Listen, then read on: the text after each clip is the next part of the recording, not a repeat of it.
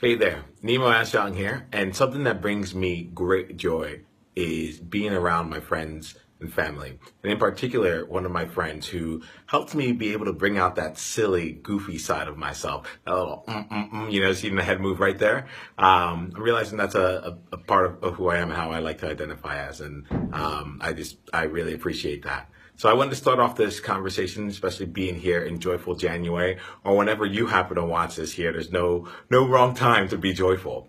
I like that.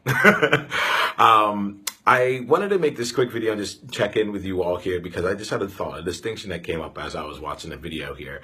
And the thought that came to mind was really around the joy and employees. And the distinction for me came up around the idea that as you watch these videos, as you continue to interact with me, sometimes you might have an opportunity to talk one-on-one. You might come out to a group coaching call. You might come out to a possibility conversation, either one-on-one or in a group. You might just watch this video, and that might be it.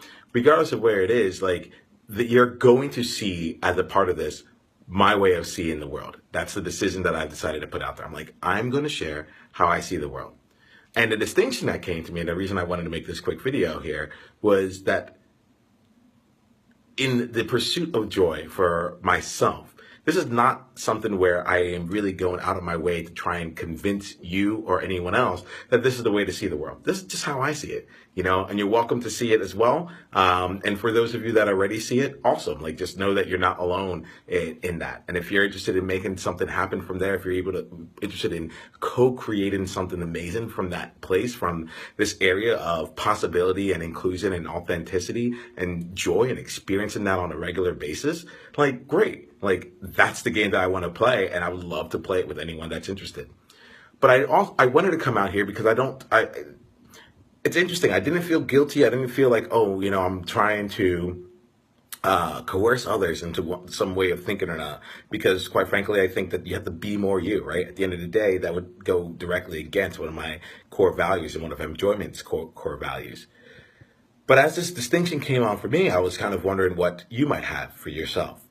Where are some things in your life where you look at and you see as your lens, your way of seeing the world, that quite frankly are so core to you that you couldn't care less or more? It's just you're just fine.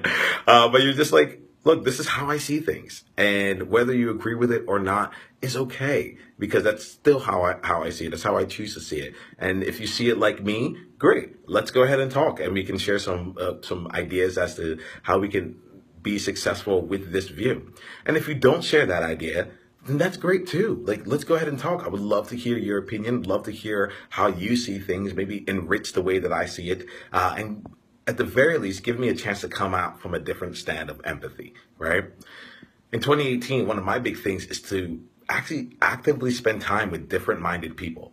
I'm totally interested in that because I know what hanging out with like-minded people gets me. It gets me more of the same. And that's cool and that's helpful. And, if I'm trying to be incredibly productive or to run through and get things done, that's awesome.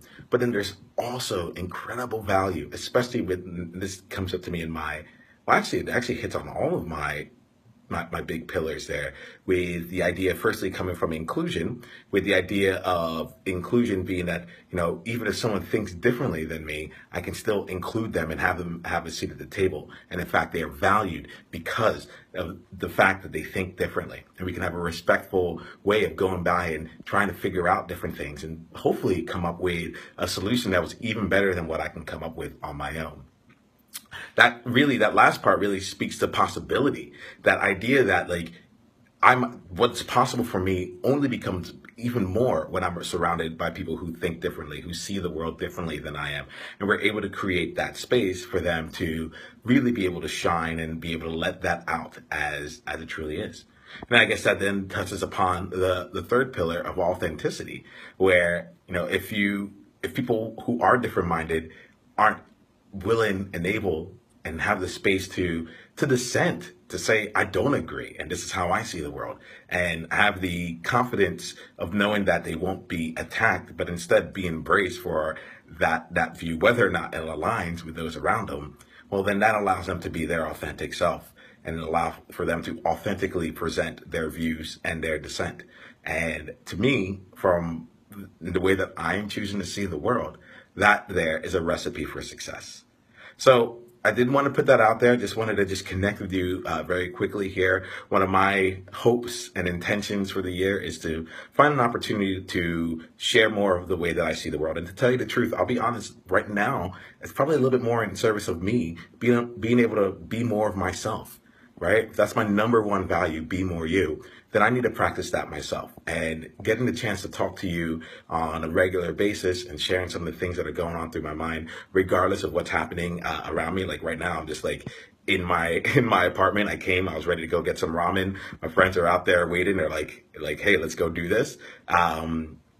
But I felt I needed to connect, and I felt this was right, and I felt this was an opportunity for me to hide nothing and to get used to sharing what's on my mind in a way that can be constructive and positive for others.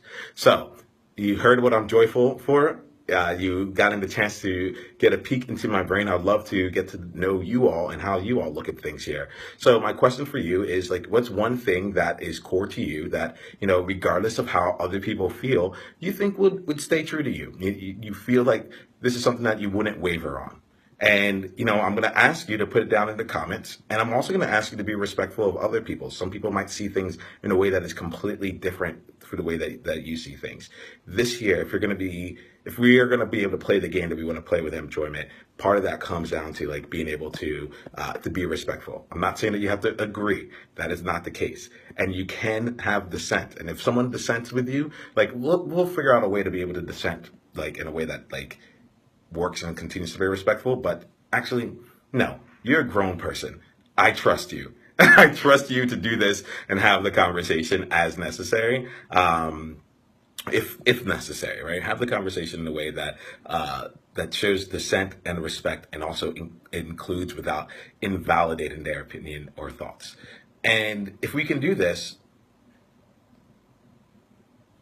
sorry, I decided to stop a little bit there because the "if we can do this" portion comes out like, I don't know, just a bit patriarchal. Like, no, like we're gonna do it. That's just the way that we play. Like, that's it. If you're watching this, if you've made it even this far, like, I'm not even concerned. So why don't we drop all that there? Well, and let's see where this goes.